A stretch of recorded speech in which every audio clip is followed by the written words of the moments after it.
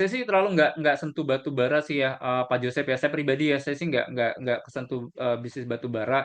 Mood-nya mungkin di global lagi nggak terlalu bagus. Saya udah share juga, mungkin Pak Julius juga udah share juga lebih details.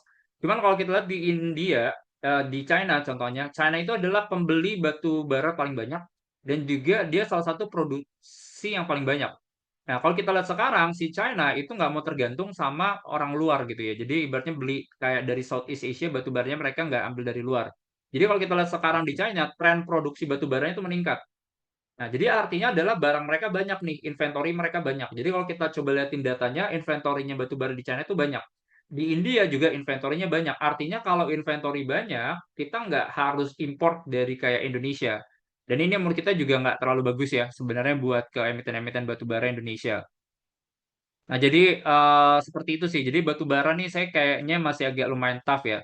Apalagi sejak kemarin kayak ngobrol-ngobrol juga gitu ya bahwa emang sejak adanya Paris Agreement yang terakhir, KTT G20 yang terakhir, mereka minta sebenarnya semua pemain atau semua kayak insti related financials itu udah batasin nih lending buat batu bara.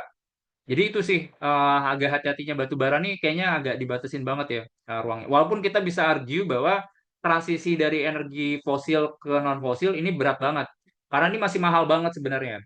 Bahkan penelitiannya bilang at least buat harga yang non fosil itu bisa lebih murah dibandingkan sama fosil itu adalah 2040. Nah, fase sekarang nih berarti kan kita masih cari energi apa yang paling murah sebenarnya. Cuman sebenarnya transisinya ada sebenarnya ke arah situ. Jadi itu sih ya Pak Joseph ya. Emiten backdoor pack, wah saya belum dapat, infonya nih Pak, kalau buat yang backdoor ya. Coba saya lihat sih Pak. Cuman kalau sekarang tuh intinya ada informasi insider backdoor, teman-teman masuk aja sih. Jadi itu sih ya, karena itu jadi mekanisme yang perubahan bisnis secara signifikan gitu ya. Sesimpel kita masuk ke satu company, valuasi yang ini, aset yang ini.